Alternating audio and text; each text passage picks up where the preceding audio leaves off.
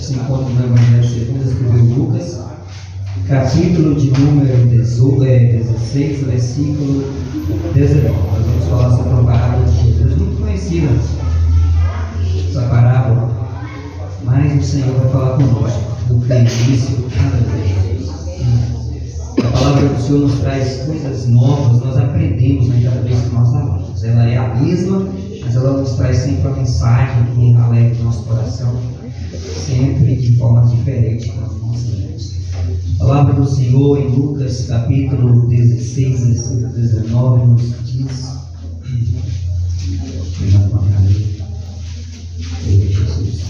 irmãos, eu estou um pouco rouco, eu passei, irmãos perceberam que acho que os 15 dias que eu vim aqui à igreja, que eu passei, acho que esses 15 dias com muita dor de cabeça, muita febre, muita gripe, uma doença virosa aí, mas é assim mesmo, nós estamos nessa terra ainda.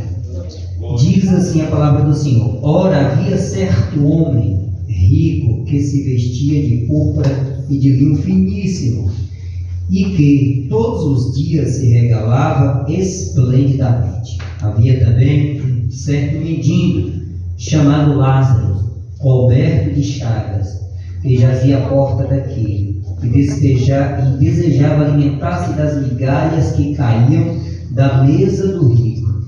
E até os cães vinham lamber-lhes as úlceras. Aconteceu, morreu o mendigo e ser levado pelos anjos para o seio de Abraão. Morreu também o rico e foi sepultado. No inferno, restando em tormento, levantou os olhos e viu ao longe Abraão e a Lázaro no seu seio. E então clamou e disse: Pai Abraão, tem misericórdia de mim, e mande a Lázaro que molhe em água a ponta do dedo e me refresque a língua, porque estou atormentado nesta chave.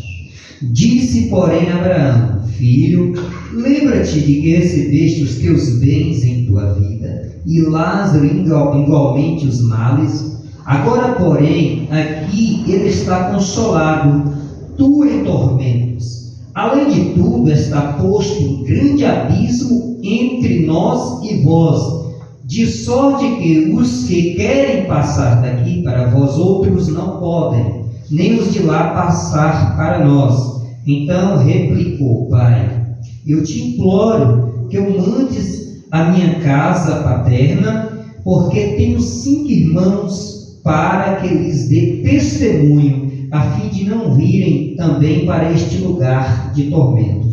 Respondeu Abraão: eles têm Moisés e os profetas, ouça-nos.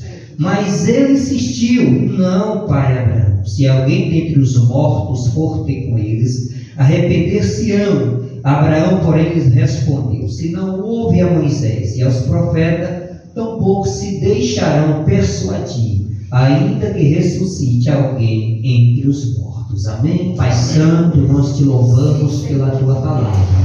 Ora linda aqui neste lugar, Senhor, e em concordância com a oração da tua filha, eu me coloco diante do teu altar, Senhor, dizendo que de mim mesmo eu nada tenho, mas só a tua palavra linda aqui nesta noite já nos dá uma ideia, Senhor. Ah, meu Senhor, quão grande foi o teu amor para conosco, Senhor, em termos dado a oportunidade, Senhor, de nos livrar do fogo do inferno e ter a oportunidade de estar no céu de glória contigo naquele grande dia. Muito obrigado e fale conosco em nome de Jesus. Amém? Os irmãos podem se assentar. Antes de ministrar, amados, eu quero apenas expressar, eu não tive oportunidade ainda depois do casamento, mas eu quero assim expressar que minha alegria, em primeiro lugar, com meu Deus, por tudo que Ele fez e com todos os irmãos dessa igreja, por ter nos ajudado de forma tão carinhosa, tão grandiosa. Então eu e Caíssa, nós estamos gratos ao Senhor e glorifico a Deus pela vida de vocês que oraram, vocês que vieram, vocês que ajudaram, os padrinhos que abençoaram, aleluia, Deus abençoe a nossa irmã Daviane também, o seu esposo, a nossa irmã Senilda, que não está aqui, mas que Deus continue assim abençoando. Foi nossa irmã Rosângela, todos vocês, não tem nem como citar, senão não vai ter como citar o nome de todos, porque eu não lembro aqui o nome de todos, mas eu quero agradecer o nome de Jesus e pedir que Deus abençoe cada vez mais a vida de vocês, amém? Quero dizer que a irmã Celina me ligou hoje para estar ministrando. Segundo, ela não pôde vir por causa, você não sabe, né? Está na fazenda e carro ali, transporte é meio complicado, assim, ela não pôde vir. Mas o Senhor com certeza vai falar conosco nessa noite. Amados, essa parábola aqui é uma parábola muito conhecida. Com certeza vocês já ouviram ministrações acerca desse texto. Aleluia, Jesus. Eu estava em casa orando assim ao Senhor. Eram as 4 horas da tarde, perguntando a Deus, Senhor, o que eu vou ministrar nessa noite? Porque eu trabalhei pela manhã, tive assim, um tempo de estudar e no decorrer da tarde eu estava programando a rádio web que eu criei e eu estava programando ela para poder fazer a programação ao vivo. Foi uma luta minha, até graças a Deus eu consegui terminar de fazer esse projeto, que é um projeto que eu tenho já há um ano lutando aí para aprender alguns procedimentos para colocar uma rádio web no ar, que é uma coisa, quando fala de uma rádio parece uma coisa assim grande, mas essa rádio na internet é uma coisa simples de se fazer, mas eu não sabia como conectá-la para eu conseguir fazer um programa ao vivo, transmitir, e assim eu fui trabalhar nela à tarde. Quando deu 4 horas, 4h30, eu falei, Senhor, eu preciso parar esse negócio aqui, preciso orar ao Senhor e ver a palavra que o Senhor vai me dar nessa noite para estar ministrando. E o Senhor, amados, me deu esta parábola aqui. E essa parábola, ela me chama bastante atenção, porque se vocês lerem as parábolas de Jesus, as demais parábolas, vocês vão ver que Jesus não cita nome de ninguém nas outras parábolas. Não tem, Jesus não cita nome de ninguém. Mas nessa parábola aqui há algo diferente. O Senhor Jesus faz questão de citar o nome Lázaro nesta parábola. Então, alguns estudiosos acreditam que essa parábola aqui é realmente uma história verdadeira que aconteceu, é algo que realmente aconteceu. Nas outras parábolas, Jesus simplesmente ilustrava, Jesus simplesmente criava, por exemplo, como o dracma perdido, como a ovelha perdida. Na verdade, não houve uma 100 ovelhas perdidas, não tinha um pastor ali que tinha perdido 100 ovelhas. Jesus criou aquela narrativa para trazer, ilustrar uma verdade, mas aqui os estudiosos acreditam que aconteceu realmente, que Jesus estava falando de algo que aconteceu. Então essa parábola tem algo diferente, mas independente disso aí, Jesus estava querendo, como sempre, trazer uma lição, e aqui especificamente era para os fariseus. Era para os fariseus que Jesus estava falando, e Jesus estava trazendo para eles uma missão, e com certeza vai trazer para nós nesta noite. Mas em relação aqui à parábola, em relação aos fariseus, pense aí, aqueles homens arrogantes que eram os fariseus, e que eram ricos, e que jamais eles poderiam conceber a ideia de um rico não entrar no céu. Para os fariseus, um rico não entrar no céu e um mendigo entrar no céu era algo inconcebível para eles. Eles acreditavam que alguém como Lázaro era alguém que não, de forma alguma, não poderia receber o favor de Deus, porque estava numa situação terrível, estava mendigando. Então eles não poderiam conceber a ideia de alguém que Deus concedia favor poderia passar por uma situação daquela. E eu não sei se vocês lembram quando aquela mulher ela quebra um vaso de alabastro aos pés do Senhor Jesus, e Judas reclama daquela situação e diz o seguinte: poderia vender, pegar o dinheiro e doar aos pobres. Vocês lembram que Jesus falou? Jesus disse o seguinte: os pobres vocês vão sempre ter. Ou seja, é normal, vai acontecer pessoas com dificuldades financeiras aqui nessa terra. Isso não significa que essa pessoa, por estar vivendo uma situação financeira difícil, não significa que essa pessoa não tenha a presença de Deus na vida dela. Não significa que essa pessoa não tenha Deus. Nós vivemos no tempo da teologia da prosperidade. Se não tiver carro, não tem Deus. Se não tiver casa bonita, não tem Deus. Se não tiver fazenda, Deus não está abençoando. Se não tiver algo grande, Deus não está prosperando. Mas muitas vezes a prosperidade de Deus não tem nada a ver com finanças, amado. Tem a ver com paz, tem a ver com alegria e tem a ver com o principal, que é o nome escrito no livro da vida. Amém? Mas para os fariseus, isso aqui era inconcebível, essa situação. Só que Jesus aí começa a narrar essa história aqui para eles. E aqui Jesus dá esta lição para eles, deixando bem claro que não era bem assim como eles ministravam, como eles pregavam, como eles ensinavam. Aleluia, que um homem simples, mesmo mendigo, poderia sim entrar na presença, e pode sim entrar na presença do Todo-Poderoso, porque Jesus veio morrer para o rico, para o pobre, para o branco, para o negro, para a mulher e para o homem, ou seja, para todos. Aleluia, Jesus. Mas eu quero chamar a sua atenção aqui, porque essa parábola, eu gosto muito dela, porque tem algumas coisas aqui que me chamam bastante atenção. Eu quero trazer para vocês nesta noite alguns pontos dessa parábola que eu gosto sempre de estar estudando, de estar lendo, e me alegro muito com isso. Aleluia. Vocês percebem que Jesus está falando acerca de dois homens que estão mortos, não é verdade? Esses homens estão mortos aqui. Jesus está contando a experiência de dois homens que morreram. E se vocês saírem aí na rua, perguntando, talvez não todos, mas algumas pessoas, o que acontece com alguém depois que morre? Como está essa pessoa depois da morte? Você já parou para pensar nisso? Você já pensou? Eu tenho certeza que tem a maioria aqui, ou talvez todos, saibam o que acontece. Nós somos crentes, né? Servimos ao Senhor, ouvimos pregações sobre isso, mas nem todos sabem disso. O que acontece, para pensar, com a pessoa depois da morte?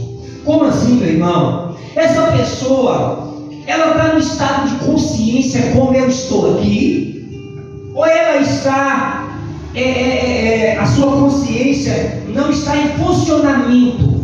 Está como que dormindo, sem sentido nenhum? O que vocês acham? Responda para vocês aí, o que vocês acham disso aqui? Esta parada aqui deixa bem claro, aleluia, Jesus, que a pessoa, o crente, não seja crente ou seja ímpio, depois que morre, a alma, que é a sede das emoções, e a nossa consciência, ela permanece ativa. Assim como eu estou falando com vocês, estou com minha consciência ativa aqui. Quem está morto também, assim como meu avô tem 5 anos, 7 anos que morreu, está lá consciente, a sua alma está lá consciente. Eu quero dizer uma coisa para vocês: nós, como crente no Senhor, nós não podemos acreditar no sono da alma, como por exemplo a igreja Sétimo Dia prega.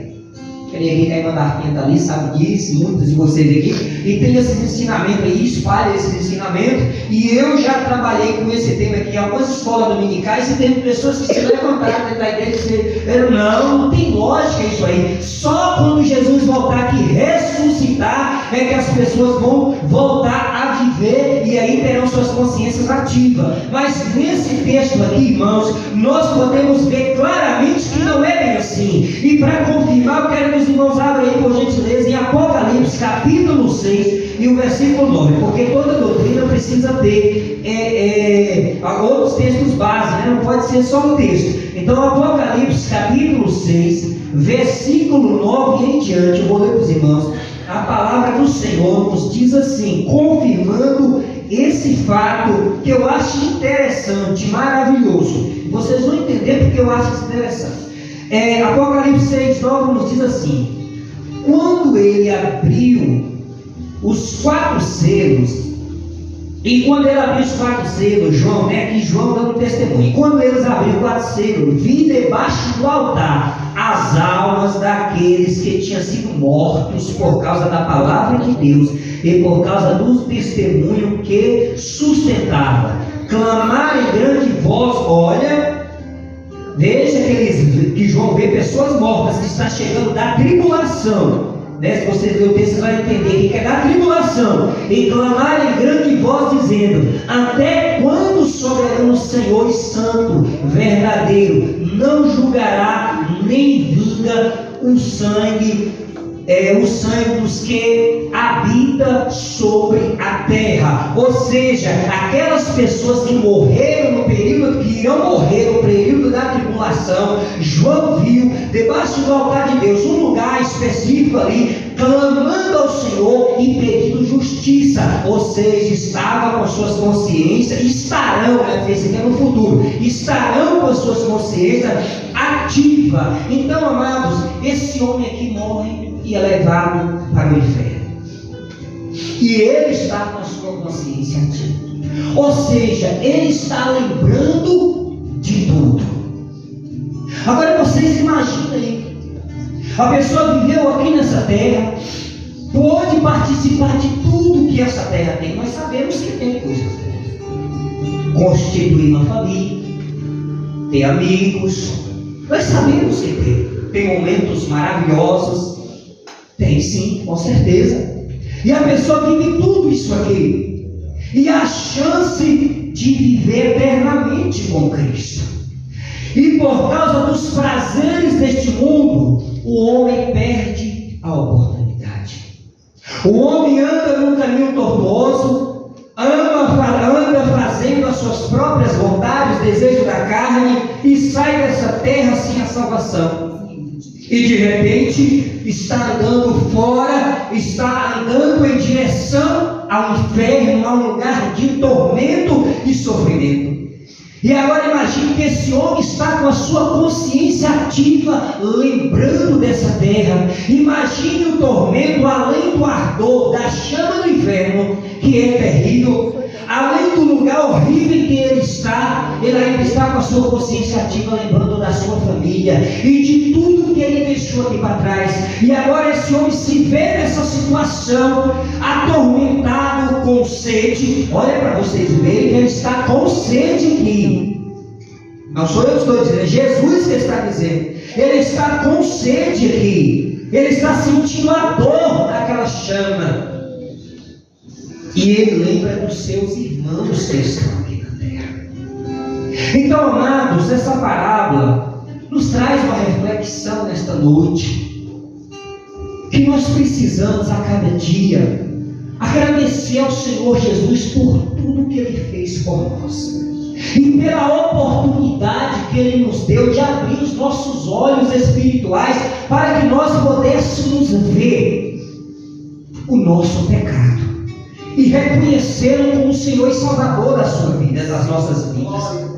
Mas quantas pessoas que estão em fora, que ainda não tiveram as suas visões espirituais abertas para o Senhor, e que nós, como igreja do Senhor, temos responsabilidade de levar a palavra e dizer: olha, só existe dois caminhos, só existe o céu e o inferno. O céu é um lugar de glória e é maravilhoso, mas o inferno é um lugar de tormento, e a igreja não pode deixar de pregar esta palavra. Eu sei que falar tem a palavra inferno no microfone, e as pessoas ouvem lá fora e falam: meu Deus, os crentes estão falando disso. Tem gente que fala: meu Deus do céu, que negócio é esse? Está xingando. Mas deixa eu falar uma coisa para vocês: Jesus falou mais do inferno do que do céu. Vocês sabiam? Jesus, se vocês pegar todos os 4 evangelhos, as pregações, todas as falas de Jesus, e vocês fizerem uma contagem do que ele falou no céu e do que ele falou no inferno, ele falou mais do inferno. Sabe por quê? Para que o homem possa entender que esse lugar é um lugar de tormento. E esse homem estava atormentado neste lugar. E aqui ele olha e vê Abraão do outro lado, vê Lázaro num lugar maravilhoso.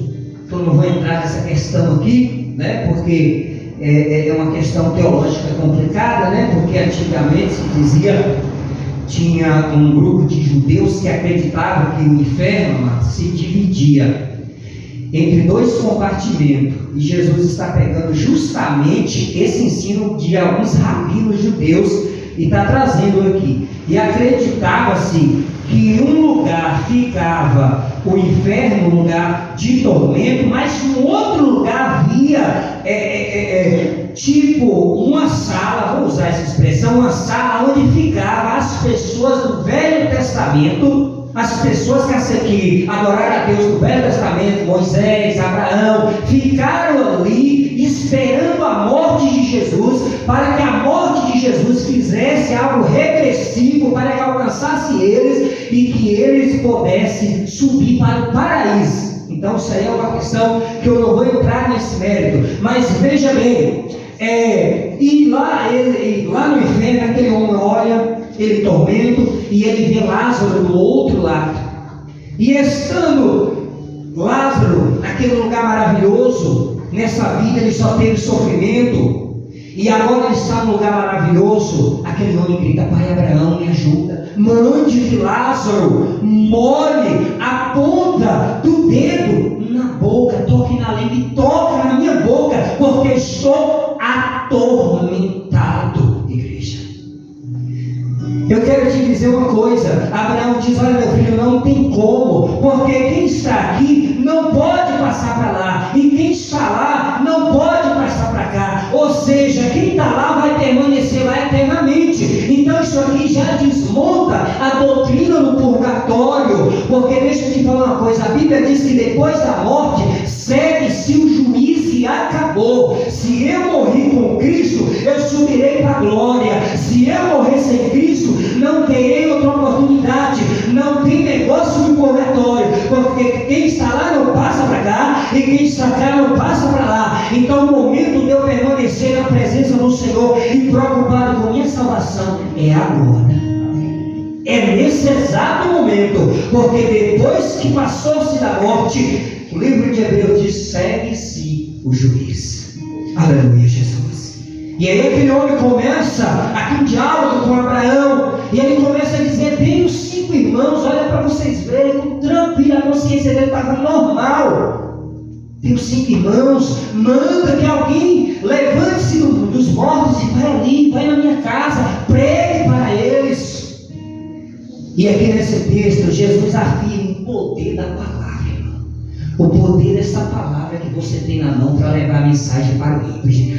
Abraão diz: não, meu filho, lá ele tem Moisés e os profetas. Quando Abraão refere a Moisés e os profetas, está referindo às escrituras do Velho Testamento. Ele tem Moisés e os profetas. Ouça, ou seja, amado, aqui Abraão, Jesus Cristo, aqui ele quer reafirmar o poder da palavra de Deus. Essa palavra que você tem na mão, e que você pode pregar para o seu vizinho, e que você pode pregar para a sua família, e que você pode anunciar, ensinar através dela o caminho da salvação. Amém, amados? Então, esta parábola eu me alegro com esses ensinos que ela contém. Aleluia, Jesus. Mas essa parábola também me chama a atenção, sabe? E me faz perceber aqui o amor de Deus.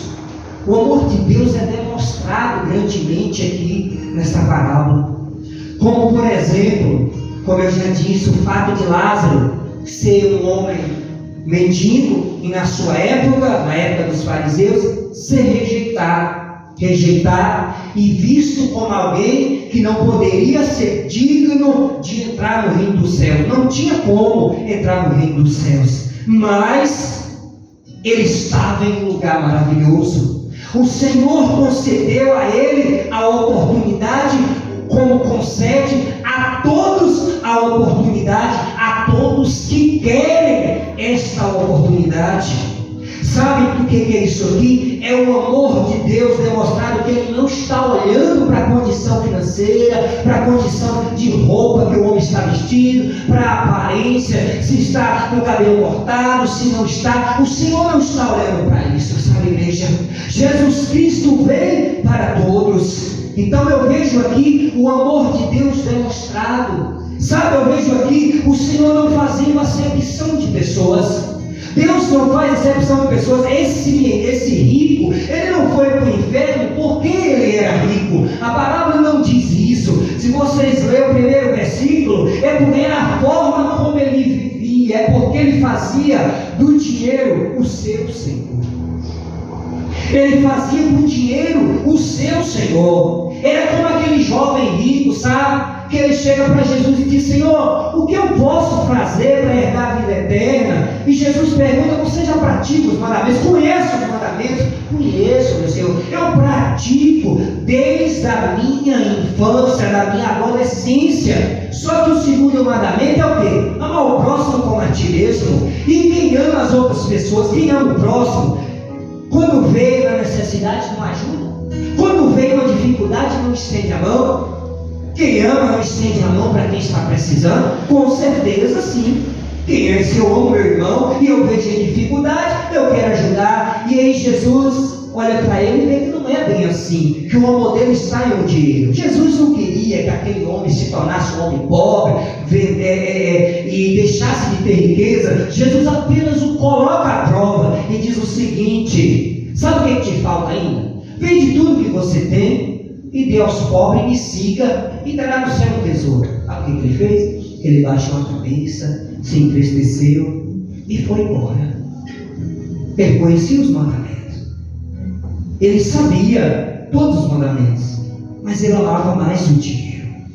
Mas deixa eu dizer uma coisa: mas ter dinheiro não faz com que o homem não entre no céu, porque senão Abraão não entrava no céu, foi um homem rico, riquíssimo. Salomão não teria como, Davi de forma nenhuma, não é verdade? Se somos homens ricos, muito ricos, não é verdade? Deus é rico, é dono do ouro e da prata. Então não tem nada a ver a questão da riqueza, tem a ver, amado, com o que você faz, com o que Deus coloca na sua mão. Tem a ver, igreja, que Deus tem que estar sempre em primeiro lugar na minha vida.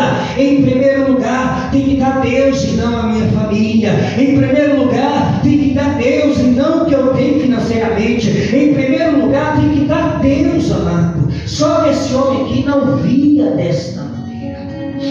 Então nem a riqueza faz a pessoa perder a salvação, e nem tampouco a pobreza faz a pessoa entrar no céu, viu? Também, porque isso aqui precisa ficar bem claro, porque tem muitas pessoas também que não têm riquezas, mas que têm um orgulho terrível, que não aceitam, que não tem riqueza, mas que tem um orgulho terrível, que não aceitam o Senhor como o Senhor e Salvador da sua vida. Então o foco de tudo isso aqui é o quê? É Jesus Cristo. É nós colocarmos Jesus Cristo nas nossas vidas. É o homem colocar Jesus Cristo na vida. É o homem submeter-se à vontade de Cristo. É o homem aceitá-lo como Senhor e Salvador. Vocês já observaram que é aceitar como Senhor e Salvador? Que são duas coisas. Eu tenho que aceitar como Salvador e como Senhor. Como Salvador é porque Ele morreu na cruz e me salvou dos meus pecados. E como Senhor é que eu tenho que obedecer os seus mandamentos, os seus ensinamentos. Eu tenho que me submeter à vontade do Senhor Jesus. Coisa que esse homem aqui não fez. E por isso ele estava ali. E se esta parábola, Jesus não estiver aqui contando apenas uma parábola, mas sim uma história com H, uma história real, esse homem ainda continua no inferno. Pensei que coisa terrível. E estará eternamente, até que venha o julgamento, e que o inferno, porque também o inferno vai ser destruído, depois ele vai ser lançado no lago de fogo, lá em Apocalipse, que arde com enxofre, e todos que estão ali. O inferno, igreja, não foi feito por homem. A Bíblia diz que o inferno foi feito para o diabo e os seus anjos, não para o homem. Mas por causa da desobediência, muitos vão para lá. E nós, como igreja do Senhor, precisamos pregar sobre isso.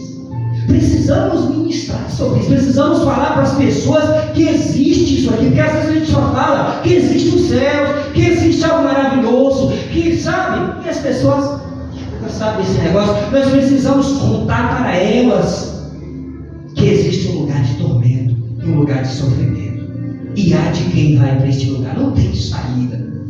Lá pode clamar, sabe, pode fazer o que for, porque a Bíblia diz que os ouvidos do Senhor não escutam o clamor do inferno. Você sabia? Deus não escuta o clamor do inferno. Então muitas vão clamar ali eternamente, porque conhece ao Senhor e acabou que desviou dos caminhos e fez as suas próprias vontades, mesmo conhecendo. Então conhece ao Senhor, eu vou clamar ali, mas o Senhor não vai ouvir. Não é verdade? Mas sabe uma coisa interessante? Que graças a Deus que nós estamos aqui nessa noite e que o nosso nome está escrito no livro da Bíblia.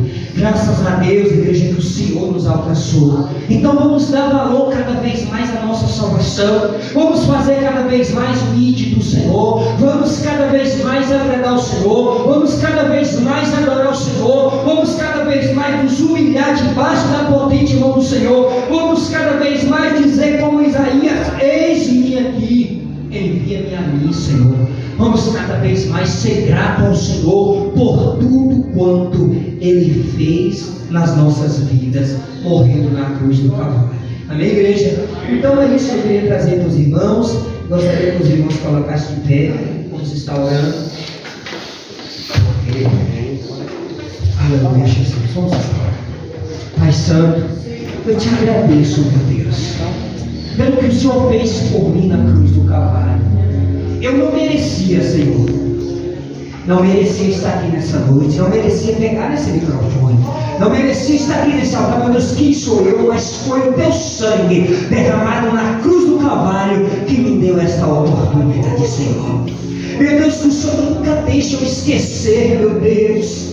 Ah, Espírito Santo, da onde o Senhor me tirou, e o livramento que o Senhor me deu, Senhor, do fogo do inferno, desse lugar de tormento, Senhor. Ah, meu Deus, para viver em um lugar onde a tua palavra diz que não há choro, Pai amado, que não há dor, que não há sofrimento, que o teu filho, o apóstolo Paulo, diz que as aflições desse tempo presente não são para comparar com a glória que em nós há de ser revelada, Senhor. Meu Deus, muito obrigado pela graça da salvação, muito obrigado pelo amor, Senhor, derramado na cruz do Calvário. Muito obrigado pelos teus filhos que aqui estão nessa noite. Meu Deus, abençoe cada um, Senhor, com toda sorte de bênção, que o Senhor possa estar repreendendo as enfermidades, assim como eu sofri nessa semana, que o Senhor possa estar, Pai, me curando, que o Senhor possa estar curando também aquele que está, Senhor, cometido dessa virose. Meu Deus, repreenda em nome de Jesus, Pai amado.